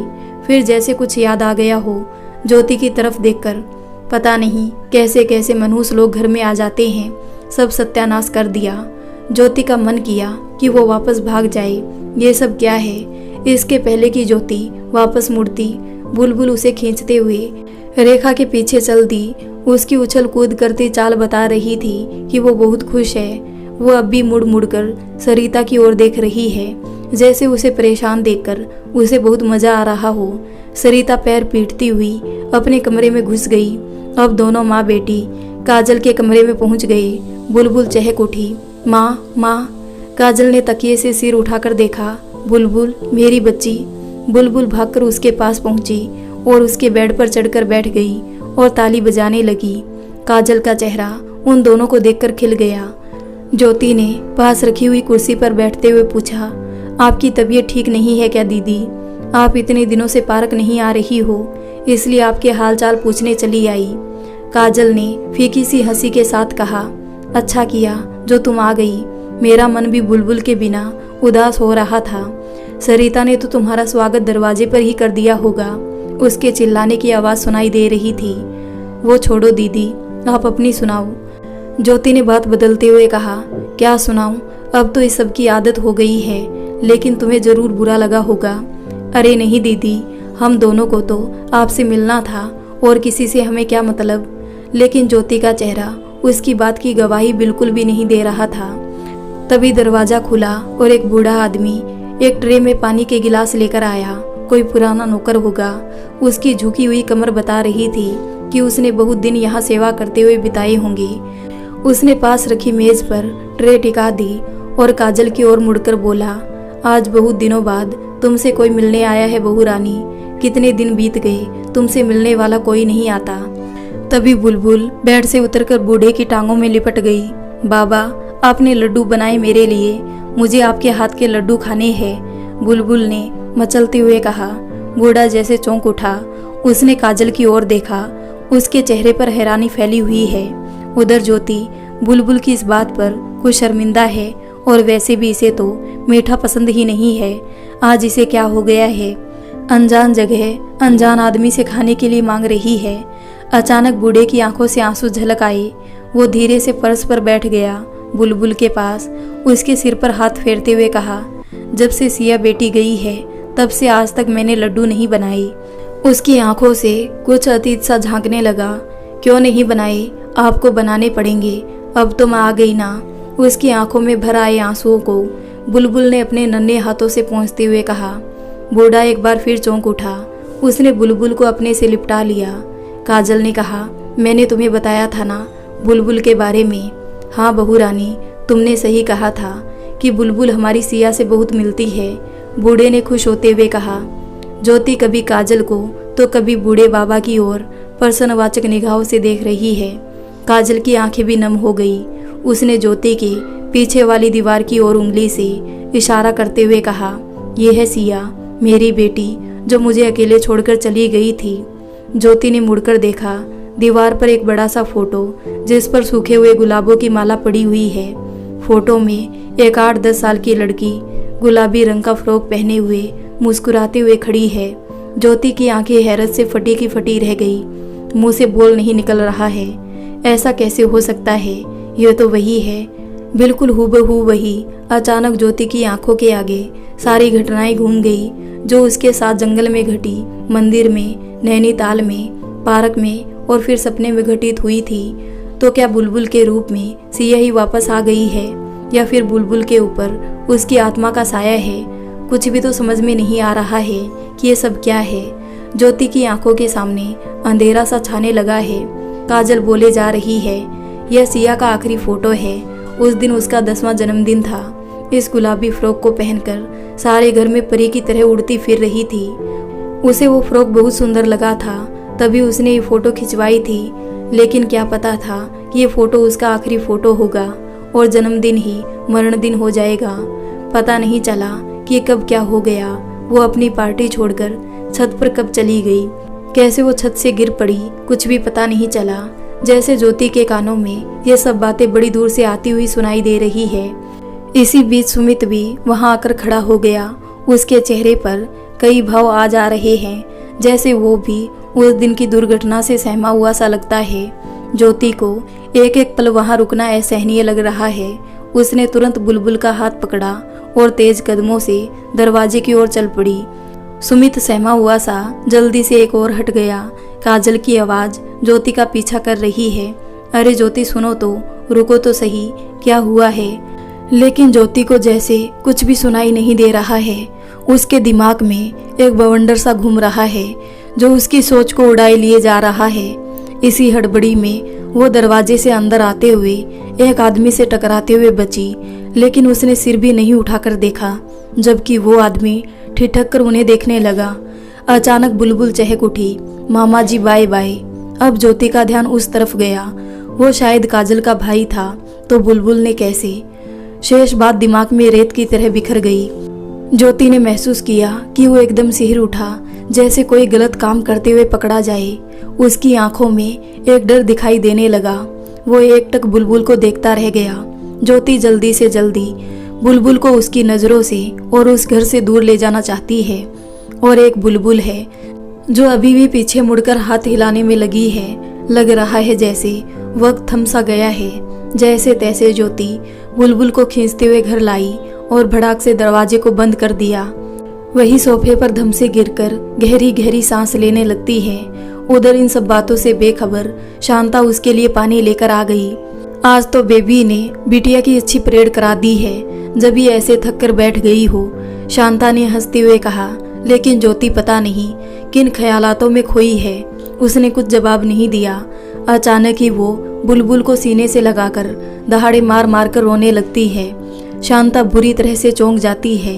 क्या हुआ बिटिया, क्या बात है, क्यों रो रही हो? कुछ तो बोलो। और ज्योति रोए जा रही है। बुलबुल भी अब कुछ सहम सी गई है। दीपक ऑफिस से घर पहुंचा। ज्योति अभी भी बुलबुल को गोद में बिठाकर रो रही है। चौंक उठा वो। क्या हुआ? अचानक ज्योति को सोफे पर बैठकर ज्योति के सिर पर प्यार से हाथ फेर कर पूछा, क्या हुआ? तबीयत तो ठीक है तुम्हारी? फिर शांता की ओर देखा, इसी उम्मीद से कि कुछ पता तो चले, आखिर बात क्या है। पता नहीं साहब, पार्क गई थी बिटिया बेबी के साथ, जब से आई है रोए जा रही है, कुछ बता ही नहीं रही है। शांता के लहजे में परेशानी उभर कर आ गई। बुलबुल अब मचलकर दीपक की गोद में आकर बैठ गई। दीपक ने उससे पूछा, मम्मा को क्या हुआ बुलबुल? आपने पार्क में तंग किया था मम्मा को? नहीं तो पापा, बुलबुल ने अपनी गर्दन हिला दी।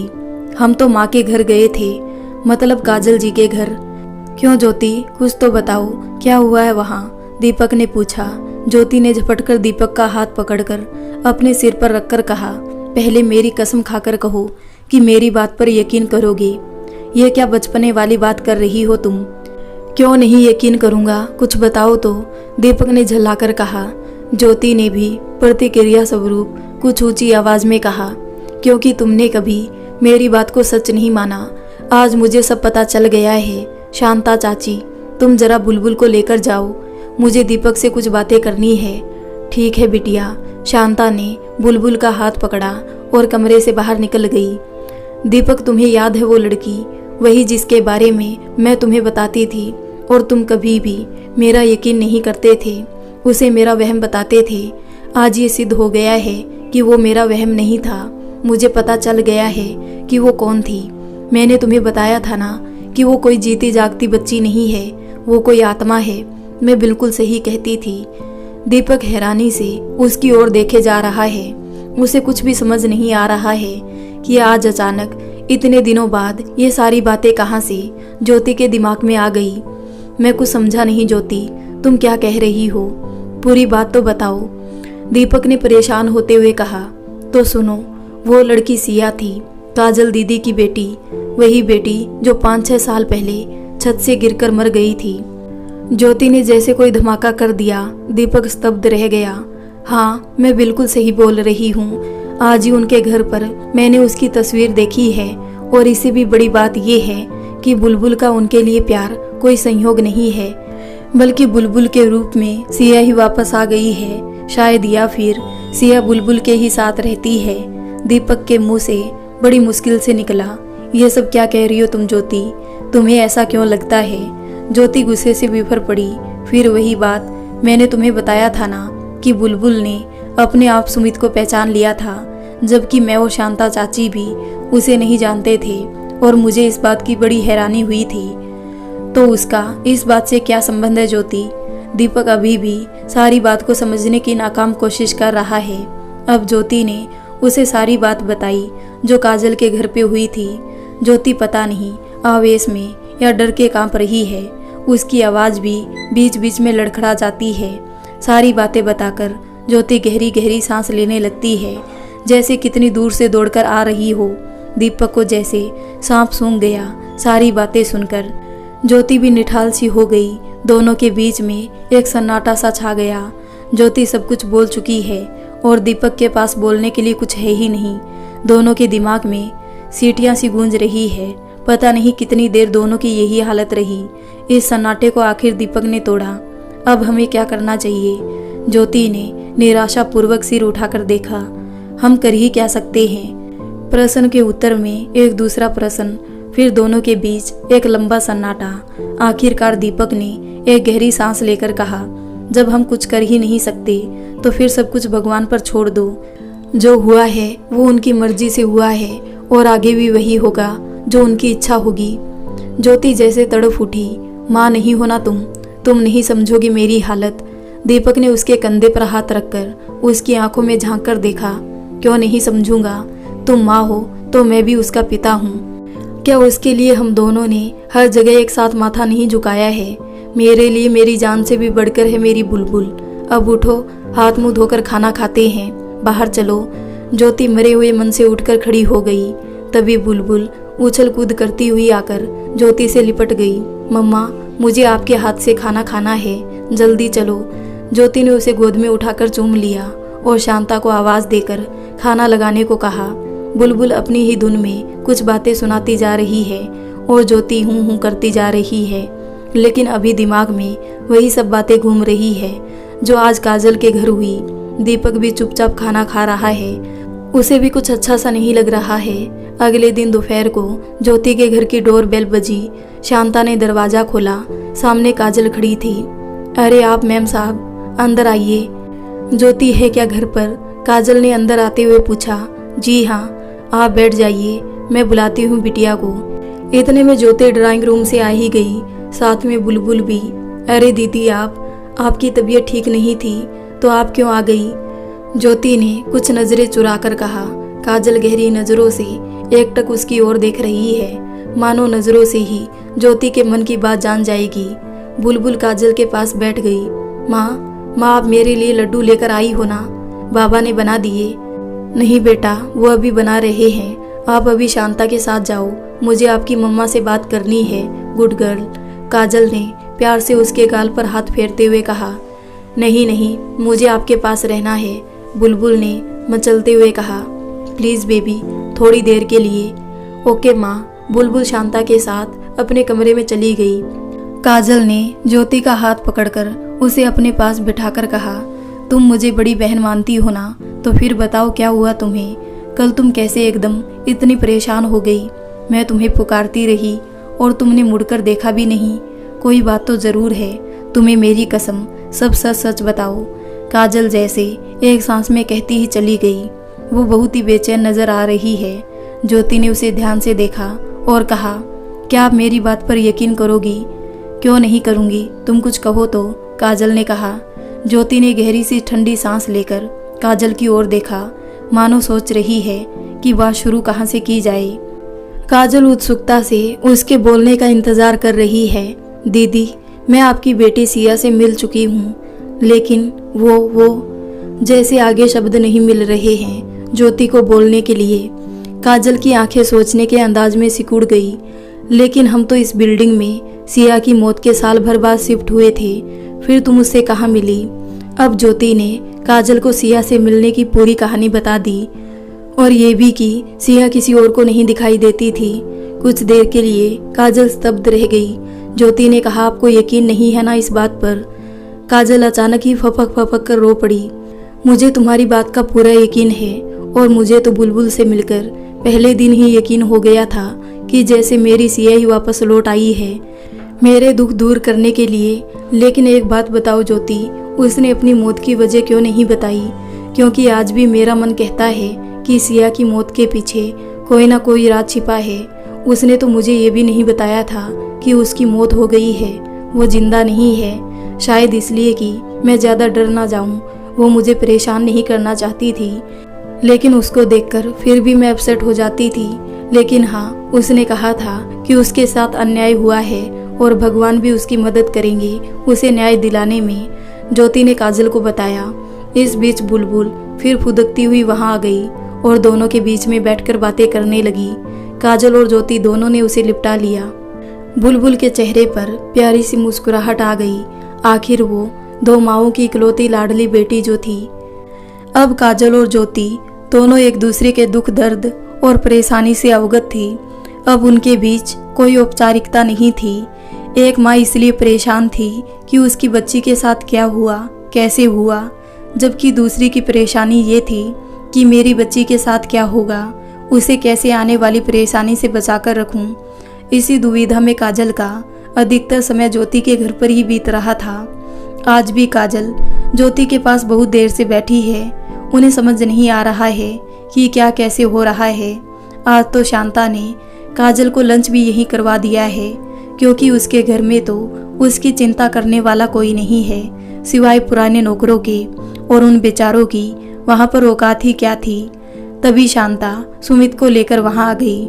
मैम साहब, सुमित भैया आपको पूछ रहे हैं। अरे क्या हुआ बेटा, कुछ काम था क्या मुझसे? काजल ने उससे पूछा। हाँ बुआ, मैं कई दिनों से देख रहा हूँ कि आप कुछ परेशान सी है, घर पर भी नहीं मिलती कभी, सुमित ने प्यार से कहा। नहीं बेटा, ऐसा तो कुछ भी नहीं है। तो फिर इस बार आपको मेरे जन्मदिन की भी याद क्यों नहीं है? काजल को जैसे एक धक्का सा लगा। अरे हाँ, वही तो, मैं तो खुद ही तुझसे बात करने वाली थी, काजल ने बात बदलते हुए कहा। लेकिन सुमित के चेहरे से पता चल रहा है कि उसे काजल की बात का विश्वास नहीं हुआ है। तो चलो बुआ, घर चलकर प्लानिंग करते हैं। वैसे मेरी क्या ज़रूरत है बेटा, भाभी भैया ने सब प्लानिंग कर ली होगी। कुछ उदास होते हुए काजल बोली। हाँ तो, लेकिन आपको पता है ना कि बर्थडे वाले दिन मैं आपकी पसंद के कपड़े ही पहनता हूँ। तो चलिए हम दोनों शॉपिंग करने चलते हैं, सुमित ने जोर देकर कहा। इस बीच ज्योति ने मुस्कुराकर पूछा, कब है तुम्हारा बर्थडे सुमित? नेक्स्ट संडे को ही आंटी, आप सबको भी ज़रूर आना है मेरे बर्थडे पर, सुमित ने कहा। बुलबुल सुनकर खुशी से उछलने लगी। माँ, मम्मा हम सब चलेंगे ना सुमित भैया के बर्थडे में? मैं तो पिंक वाली ड्रेस पहनूंगी। काजल और ज्योति एक दूसरे को देख रही है, जैसे काजल उसे बुलाना नहीं चाहती और ज्योति जैसे वहां जाना नहीं चाहती है। अभी तो पुराने जख्म ही नहीं भरे उन दोनों के। सुमित और काजल जा चुके हैं। ज्योति भी गहरी सांस लेकर किसी काम काज में खुद को व्यस्त करने की कोशिश करने लगी, लेकिन दिल और दिमाग को वो व्यस्त नहीं कर पा रही है। बुरे बुरे ख्याल आकर उसकी बेचैनी को और बढ़ा रहे हैं। उसने निश्चय कर लिया था कि वो कभी भी काजल के घर नहीं जाएगी, अपनी बेटी का पूरा ध्यान रखेगी। आज संडे है, सुमित का बर्थडे। ज्योति ने शांता को समझा दिया है कि भूलकर भी इस बात का जिक्र नहीं होना चाहिए घर पर, लेकिन शायद किस्मत को ये मंजूर नहीं है। जैसे ही दीपक और ज्योति ब्रेकफास्ट फिनिश करके उठे, फोन की घंटी बजी। दीपक ने फोन उठाकर हेलो कहा। उधर से सुमित की आवाज़ सुनाई दी। अंकल नमस्ते, मैं सुमित बोल रहा हूँ। दीपक उसे पहचान गया। बोलो बेटा, कैसे फ़ोन किया? जी अंकल, आज मेरा बर्थडे है। आप सब लोगों को ग्रैंड होटल के पार्टी हॉल में आना है शाम 7 बजे। आंटी को मैंने बता दिया था, लेकिन रिमाइंड करने के लिए फ़ोन किया है, सुमित ने कहा। अरे वाह, हैप्पी बर्थडे सुमित, हम लोग टाइम से पहुंच जाएंगे, दीपक ने उसे विश करते हुए कहा। थैंक्स अंकल, काजल बुआ आप सबको देखकर खुश हो जाएगी। बाय अंकल, बोलकर सुमित ने फ़ोन रख दिया। दीपक ने ज्योति की ओर देखा। तुमने मुझे क्यों नहीं बताया कि आज सुमित का बर्थडे पार्टी है? भूल गई थी क्या? ज्योति समझ नहीं पा रही है कि क्या जवाब दूं। मुझे नहीं जाना किसी पार्टी में, अचानक ज्योति के मुंह से निकल गया। क्यों, ऐसी क्या बात है? उसने कितने प्यार से इनवाइट किया है और फिर काजल भी उससे कितना प्यार करती है। यदि हम नहीं गए तो उन्हें कितना बुरा लगेगा। लेकिन दीपक को साफ पता चल रहा है कि उसकी बात का ज्योति पर कोई असर नहीं हो रहा है। वो कुछ अपनी ही उधेड़ बुन में लगी है, मन ही मन। दीपक ने समझाते हुए कहा कि कुछ देर के लिए चलेंगे और जल्दी वापस आ जाएंगी, ठीक है ना? बुलबुल भी खुश हो जाएगी वहां जाकर। अब दीपक को कौन समझाए कि न जाने की वजह तो बुलबुल ही है। उसको वहां लेकर जाने का बिल्कुल भी मन नहीं है ज्योति का। खैर, इसी बीच बुलबुल ने भी पार्टी में जाने की तैयारी शुरू कर दी। शांता से जिद करने लगी कि मेरी पिंक ड्रेस निकालो, जल्दी मुझे पार्टी में जाना है। अभी नहीं जाना है बेबी, शाम को जाना है, शांता ने समझाया। लेकिन बुलबुल ने खुद ही अपनी अलमारी से कपड़े निकाल कर फेंकने शुरू कर दिए। अपनी पसंद का फ्रॉक हाथ में आते ही खुश होकर उछल कूद करने लगी। मम्मा पापा देखो मेरी ड्रेस। दीपक हंस पड़ा, लेकिन ज्योति के दिल पर जैसे बिजली सी गिरने को तैयार है। उधर शांता बुलबुल की अलमारी ठीक करने लगी और उधर बुलबुल अपनी ड्रेस को हाथ में लेकर भागती फिर रही है। शाम को ज्योति अनमने मन से तैयार हो गई। बुलबुल तो बहुत देर से ही तैयार हुई बैठी थी। उसकी खुशी का और छोर ना था। दीपक उन दोनों को लेकर पार्टी हॉल की तरफ चल दिया। पूरे रास्ते ज्योति पता नहीं किन ख्यालातों में गुम रही। हाँ, बुलबुल पूरा टाइम दीपक को कुछ न कुछ बताती रही और वो उसकी बातों पर हंसता रहा। इसी तरह वो लोग ग्रैंड होटल पहुंच गए। पार्टी हॉल बहुत सुंदर ढंग से सजाया हुआ था। काफ़ी बड़ा हॉल था, लेकिन मेहमानों की भीड़ भी कम नहीं थी। बीचों बीच एक बहुत बड़ी टेबल पर बहुत बड़ा केक रखा हुआ था, जिस पर 18 आने की कैंडल लगी हुई थी। बुलबुल ने दूर से ही काजल को देख लिया और आवाज़ लगाने लगी। काजल तुरंत दौड़कर उसके पास पहुंची और गोद में उठा लिया। दीपक और ज्योति ने भी नमस्ते की। इसी बीच सुमित भी आ गया। वो भी उन सबको देखकर खुश हो गया। तभी सुमित के पापा ने आवाज़ लगाई, सुमित आओ बेटा, सब लोग तुम्हारा वेट कर रहे हैं, चलो केक काटो। सुमित काजल का हाथ खींचते हुए टेबल के पास पहुंचा। काजल की भाभी ने उसे देखकर बुरा सा मुंह बना लिया। हॉल में बर्थडे सॉन्ग बजने लगा। लोगों ने तालियां बजानी शुरू कर दी। तभी अचानक एक साथ सारी लाइटें बुझ गई। बिल्कुल गुप अंधेरा हो गया। म्यूजिक भी बंद हो गया। एकदम सन्नाटा छा गया। तभी जोर से चीख सुनाई दी, जो शायद सुमित की ही थी। तुरंत ही वो चीख एक खिलखिलाती हुई हंसी के बीच दब गई। एक बच्ची की आवाज़ उस सन्नाटे में गूंज उठी, happy birthday to you, happy birthday Sumit भैया। तभी अचानक टेबल के ऊपर लगा हुआ बड़ा सा बल्ब जल उठा, लेकिन बाकी सारा हॉल अंधेरे में ही डूबा हुआ है। देखने वालों के मुंह से घुटी घुटी सी चीख निकल गई। सुमित जमीन से लगभग 2-3 फुट ऊपर तैर रहा है और जो चाकू उसने केक काटने के लिए उठाया था वो उसकी गर्दन के चारों ओर गोल गोल घूम रहा है, इतना पास कि डर के मारे उसकी आवाज ही नहीं निकल रही है। सभी लोग हक्के बक्के से खड़े हैं, किसी को कुछ नहीं सूझ रहा है कि क्या कैसे हो रहा है। वही आवाज फिर गूंज उठी, जो लोग दूसरों की खुशियां छीन लेते हैं उन्हें अपनी खुशियां छीनते हुए कैसा लगता है, यही देखना है आज मुझे। इसी बीच काजल चिल्ला उठी, सिया मेरी बच्ची। हाँ माँ, मैं सिया हूँ, जिसने मेरी जान ली है उसे अपने मुंह से अपना जुर्म कबूल करना पड़ेगा, वरना आज फिर किसी निर्दोष की जान चली जाएगी। सुमित की गर्दन पर चाकू से लकीर सी खींचती हुई खून झलक आया।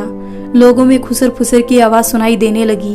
तभी काजल का भाई मुकेश चिल्ला उठा, रुक जाओ सिया, प्लीज रुक जाओ। सुमित ने तुम्हारा क्या बिगाड़ा है? मैं हूँ तुम्हारा दोषी, सुमित को छोड़ दो। वातावरण में भयंकर सी हंसी गूंज उठी। बिगाड़ा तो मैंने भी कुछ नहीं था तुम्हारा, बल्कि मेरी माँ ने तुम्हें सहारा दिया, और तो और उनका सारा बिजनेस तुमने हड़प लिया। फिर मुझे मारकर तुम्हें क्या मिला? मैं लालच में अंधा हो गया था।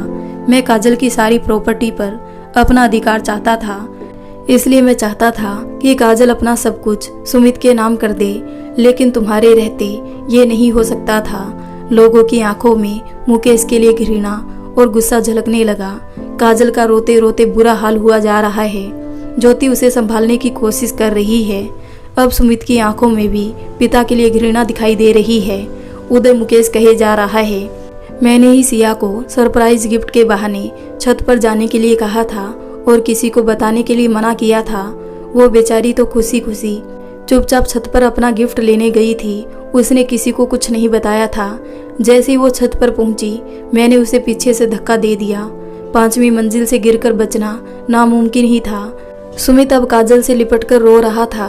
सिया की आवाज फिर गूंज उठी, सुमित भैया, मुझे पता है कि आप माँ को बहुत प्यार करते हो और माँ भी आपको बहुत प्यार करती है। नहीं तो मामा जी से बदला लेने के लिए मैं तुम्हें मार भी सकती थी, और मार तो मैं मामा जी को भी अब भी सकती हूँ, लेकिन मैं पवित्र आत्मा हूँ और इनका जुर्म भी सबके सामने है। इसलिए मेरी इच्छा है कि इन्हें अपने किए की सजा मिले और समाज में फैले हुए ऐसे स्वार्थी लोगों को सबक मिले कि अपनी जिंदगी में उजाला करने के लिए दूसरे के घर में अंधेरा ना करे। आज मेरे अपराधी ने सबके सामने अपना जुर्म स्वीकार कर लिया है। मुझे न्याय जरूर मिले, ये सब आप लोगों की जिम्मेदारी है। आज मैं भी बंधन से मुक्त हो गई हूँ। अचानक चारों ओर उजाला फिर से फैल गया। हैप्पी बर्थडे सॉन्ग फिर से बजने लगा। लोग अभी भी स्तब्ध खड़े हैं। मुकेश सिर झुकाए खड़ा है। सुमित और काजल एक दूसरे से लिपट कर रो रहे हैं। दीपक और ज्योति उन दोनों को संभालने की कोशिश कर रहे हैं। इस सब के बीच नन्ही बुलबुल की ओर किसी का ध्यान ही नहीं था। वो पीछे की तरफ एक मेज पर गुब्बारे लिए बैठी है। उसे इन सब बातों से जैसे कोई मतलब ही नहीं है, या जैसे उसका मतलब सिद्ध हो गया है। अब वो आराम से मेज से उतरकर सुमित के पास पहुंची। भैया केक काटो ना जल्दी, मुझे जल्दी केक खाना है। बुलबुल ने सुमित का हाथ पकड़कर केक काट दिया। सारे लोग जैसे सोते से उठ गए। मुकेश ने खुद को पुलिस के हवाले कर दिया। सरिता भी उस जुर्म में उसकी हिस्सेदार है। उन दोनों को कानून सजा देगी। काजल और सुमित ने मिलकर अपना बिजनेस संभाल लिया है। दीपक और राकेश ने उनकी काफी मदद की है। अब सब कुछ ठीक है, बस एक बात का जवाब अब भी नहीं मिला। क्या बुलबुल सिया का पुनर्जन्म है या बुलबुल पर सिया की आत्मा का साया है? तो दोस्तों, आपको ये कहानी कैसी लगी? अगर अच्छी लगी हो तो वीडियो को लाइक कर दें, हमारे चैनल को सब्सक्राइब कर लें। मिलते हैं एक और मज़ेदार कहानी के साथ और एक नई कहानी के साथ। तब तक के लिए धन्यवाद।